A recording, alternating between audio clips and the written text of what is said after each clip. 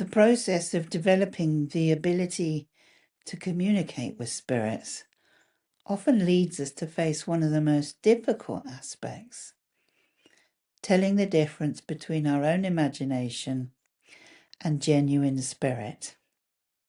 I'm Helen Deita, and if we haven't met before, welcome to the channel. Now, as someone who has taught mediumship for over 25 years, many students have shared their struggles with finding this balance. When we are developing our spiritual abilities, it is important to understand how our mind works, along with our spiritual perception. This understanding forms the basis of authentic mediumship practice. When we talk about imaginative thoughts versus genuine spirit communication, we are exploring two different but connected experiences. You see, imagination comes from our personal memories, experiences, and creative thinking. But in contrast, spirit communication brings information from beyond our knowledge. The human mind is remarkable in its ability to create order from chaos. Like completing a puzzle, it fills in gaps with familiar patterns and expectations. And this is known as something called apophenia, which is also experienced in other situations. But in this situation, we are filling in the blanks with our imagination. And it also explains why witnesses to a car accident will often give different accounts of what happened. They all saw the same thing, but they perceived it differently because of this apophenia, because the imagination and the logical mind, or an external source of information, puts it all together and comes up with the thinking and the belief and the memories that may have been coloured a little bit by our experiences. So there's a combination happening there. It's not as simple as being able to totally separate them. People have filled in the pieces of the puzzles from their own minds.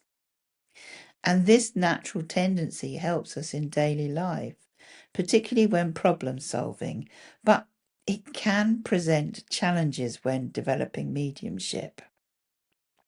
You see, the subconscious mind plays a fascinating role in mediumship. It's a bit like a cosmic radio receiver. It processes information from both earthly and spiritual realms. But during mediumship, this processing happens very quickly, often below our conscious awareness. Many developing mediums fear accidentally making up messages and it not being authentic spirit communication. And this fear is understandable, but can actually prevent clear connection. So let us look at imagination versus spirit connection to try and separate or find the point where they meet or even cross over. So, genuine spirit messages often have distinct characteristics. They often arise suddenly and they contain unexpected details or convey information we didn't know. You may have heard it said, your first impression is spirit and your second is your mind, or is you. Because the spirit communicates and it arises very quickly most of the time.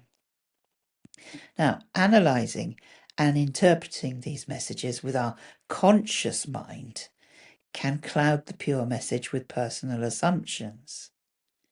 So if we consider the mind as a translator, sometimes it helps understanding, while other times it might change the original message. For example, a spirit might show an image of an anchor, and the mind might associate it with a naval career when the spirit meant they worked at a company that had an anchor as a logo. So we need to think about developing discernment. Developing the ability to discern between imagination and spirit communication requires practice and patience. One effective technique is sitting quietly and noticing the different flavors of thoughts that arise. You see, spiritual messages often feel lighter, more spontaneous, and less connected to personal thought patterns. Regular practice of emotional neutrality helps create clear channels for spirit communication, and this means observing messages without getting attached to their content or meaning. So we become an observer, not a participant, and that's very important. It's rather like mindfulness, and we're not attached, we're just observing the message. Now, building trust with this will only develop through consistent practice and validation. There's no quick fix. And even now, after so many years, many mediums will, like myself, will question, was that spirit or was that my imagination? It is a constant ongoing thing, but it has got easier over the years to know the difference. So what you can do, which will help, is begin by documenting every impression, whether it seems imagination or it seems genuine spirit communication. Just document it, write it down. And over time, you might see patterns that emerge which help identify authentic spirit connections. So you could, for example, when you write it down, when you document this, did it feel light? Was my mind clear at the time? Did it arise quickly, spontaneously? Was it information that I knew already? Of course, there's going to be crossover because we will have had some similar experiences. But once you document it, you start to see patterns, and that really matters. So the patterns emerge, helping identify authentic spirit connections. When doubt arises, remember that even experienced mediums occasionally question their abilities. The key to this is maintaining an open yet discerning mind. Question everything. So what can you do to really help you with this? And some of the tools and techniques is you can start each day with a simple meditation just to clear your mind. You could visualize your mind as a clear sky, allowing thoughts to pass like clouds without attachment, just observe them. So it's a form of mindfulness. That's going to really help. And this creates space for genuine spirit communication. Another thing you can do is maintain that dedicated journal for recording impressions, validations, and patterns in your mediumship practice. I know I'm going to drill it home, but it is so good to do. But also note the quality and character of different types of messages. And then there are practice exercises. So this is a basic exercise, but sit quietly for 10 minutes daily. Notice thoughts arising. Label them as either mine or received. Don't judge, simply observe and document. Also, when working with others, practice giving and receiving messages without worrying about being right. Focus instead on the quality and clarity of the connection. So get rid of whether it's right or wrong. Think about quality and clarity. Now, if you're working just on your own, you can set aside a dedicated time in a quiet space, working with photographs or objects, recording initial impressions before any analytical thinking begins. The interplay between imagination and genuine spirit communication remains one of mediumship's most beautiful challenges.